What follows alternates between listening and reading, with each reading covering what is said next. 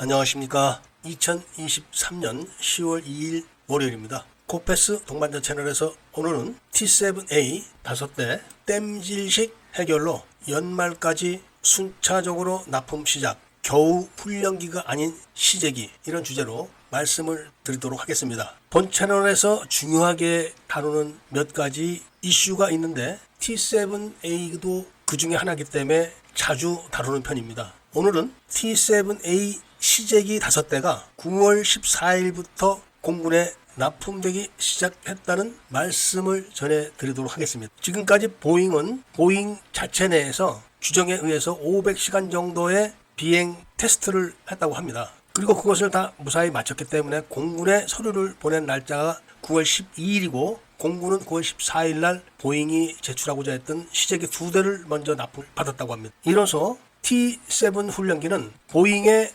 파일로트들이 아닌 공군의 파일로트들이 시험 비행을 시작하는 것을 의미하는 겁니다. 그리고 다음 달에 한 대 또는 2대가 더 납품되고 연말까지 5대가 모두 납품되는 것을 목표로 하고 있습니다. 모두 7대의 시제기가 제작됐었는데 2대가 빠진 이유는 부품이 없어서 2대를 돌려막기 식으로 부품 제공 기체로 사용했기 때문에 그렇다는 겁니다. 그러면서 여러 가지 크고 작은 문제들이 많았었는데 크게 2가지 문제가 발생을 했었습니다. 하나는 윙락, 또 하나는 바로 비상 탈출 좌석. 이 2가지의 문제가 크게 대두했었습니다. 비상 탈출 문제는 좌석을 납품하는 회사의 문제이기 때문에 그 회사와 잘 타협을 해가지고 공군에서 요구하는 그 사양대로 만들어서 다시 결합하면 되는 것이기 때문에 큰 문제는 없습니다. 무슨 기체를 뜯어 고치거나 기본 설계를 바꾸거나 해야 될 그런 성질의 문제가 아니죠. 그런데 윙락 현상은 이건 다릅니다. T7 훈련기에 윙락 현상이 발견된 것은 다 아실 겁니다. 그리고 그것도 해결됐다, 이런 것도 다 아실 겁니다. 그런데 해결된 방안이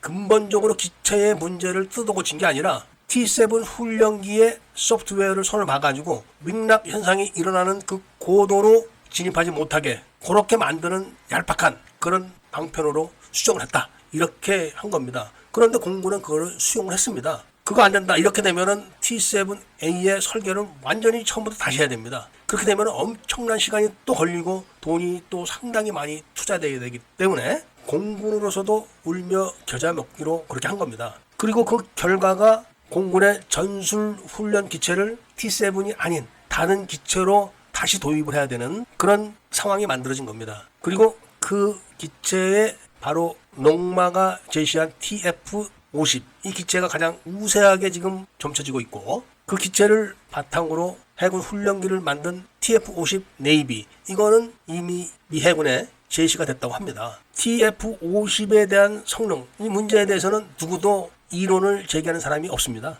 이미 수많은 나라에 팔려가지고 전력화가 되어 있고 특히 실전에 투입돼서 작전을 한 기체이기 때문에 그 기체가 어떻다 저떻다 이렇게 이야기를 할 사람은 전혀 없다는 거죠. 그리고 실전에서 다 검증이 됐겠지만 T50 계열은 고기동에 아무런 문제가 없습니다. 이미 우리나라의 공군 에어쇼 팀이 T50을 사용하고 있습니다. 에어쇼에 사용하는 기체는 그야말로 고난이 기동을 해야만 하는 그런 기체이기 때문에 성능에 대해서는 보잉도 아무 소리를 못합니다. 문제는 보잉의 시제기가 지상에서 이륙을 해서 훈련 고도까지 도달하는데 T50보다는 상당히 많은 시간을 잡아먹는다는 데 있습니다. 이륙을 해서 고도를 높이려면 기술을 들어야 되는데 T50은 아무 각도나 제한이 없습니다만은 바로 T7 이 계열의 기체는 기술을 24도까지만 들을 수 있다는 겁니다. 25도를 넘어가면은 안전에 대한 보장을 할 수가 없는 거죠. 비행 초보 훈련생들을 태우고 25도를 넘어서 갑자기 윙락이 걸려서 기체가 요동을 치고 이렇게 되면은 훈련생들이 굉장히 겁을 먹겠죠.